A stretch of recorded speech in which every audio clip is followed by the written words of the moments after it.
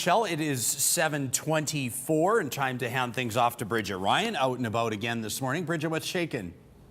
Well, have you ever wondered, have you ever watched, have you ever, idolized or wanted to actually be like a Robin Hood of sorts? You have bow and arrow and you run through the forest helping people along the way. Would I like to steal from some people and hand off the bounty to others? Well, yes. I've always wanted a friend like Friar Tuck. Who doesn't? He's a good guy to have in your back pocket, if you know what I mean. Like, yeah, I'd say so. Never showing up just empty-handed to gatherings.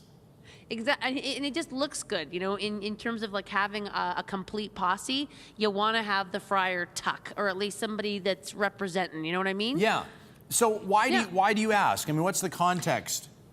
Well, bow and archery, the wonderful world of archery. And some would say, I was talking to somebody over the weekend, and they're like, archery? I haven't thought about archery in a long time. And I was like, yeah. Archery is something that I think people construe to be a very old world, old school sport. But actually, when you see sort of some of these bows, it's unbelievable, the technology, Ryan, that we're going to be seeing this morning. So I don't know if you've considered yourself a bow and arrow man. Yeah, well, you know that I married into a hunting family.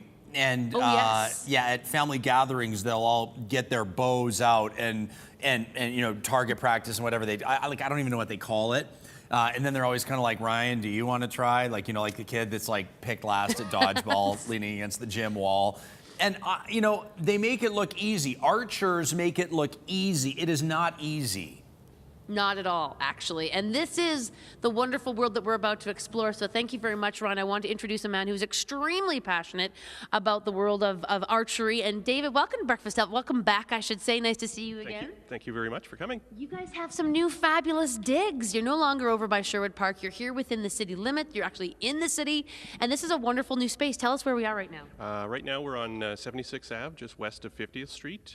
It's a small industrial complex, but it's new and fully refurbished just for us. Which is wonderful. You have a nice little seating alley up there, or galley, I should say.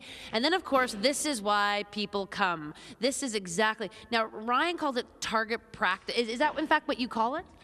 This is an indoor target range. Correct. And our archers here are doing some practice for their own development, whether it's for a tournament or just for themselves. Now, okay, I'm going to get into the sport this morning, but let's talk about this bow that Sister is using right here, because the days of sort of the wooden branch with, those are long gone, David. What is this? Talk about this unit as she, first of all, is this the new look of the bow? This is generally the modern recurve bow used in the Olympics. And what Kira's shooting here has a metal riser with 2 removable limbs and some stabilization system on there, as well as a sight. Okay, so talk me through it then. Would you mind is it the position that we would call it? The form. The form. Okay, would you mind entering the form? Only because I want to draw our viewers' eye to a few things here before I get into the mix. This unit, this seems like This is a modern sight that allows for micro-calibration of how you're shooting and how you're aligned for taking the shot. And it can be set for different distances, indoors, outdoors, etc. Ah, gotcha. Now, was that difficult for you? Does it hurt your body? Like after a while, your muscles begin to go, Miss Ryan, I've had enough. Yeah, it gets heavy if you hold it for too long. So is it quite heavy? May I sort of? Oh, it is heavy. It's not light at all. That's right. The riser here is actually metal instead of wood, so it's going to be a bit heavier overall. So do you feel the pressure? And what is your name? Kira. Kira, awesome. And how long have you been an archer? 7 years. 7 years. What drew you into the sport? I don't know. We just came here and tried it during the summer program one year and really liked it, so we continued doing it. One of the first most impressionable books I ever read in my life was Zen and the Art of Archery.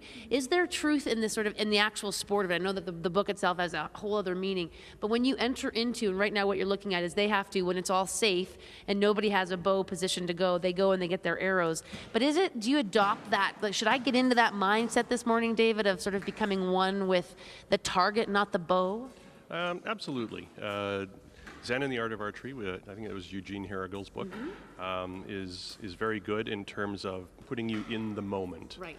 And that's what archery is all about, being repetitive in terms of doing the same thing with every shot, but at the same time being in the moment. Yeah, I'm finding my shoulders going down.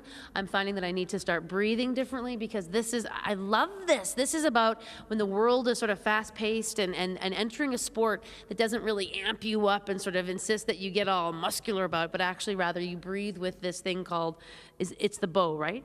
That's right. You want to breathe correctly, you want to be relaxed, you don't want to be tense at all. Okay.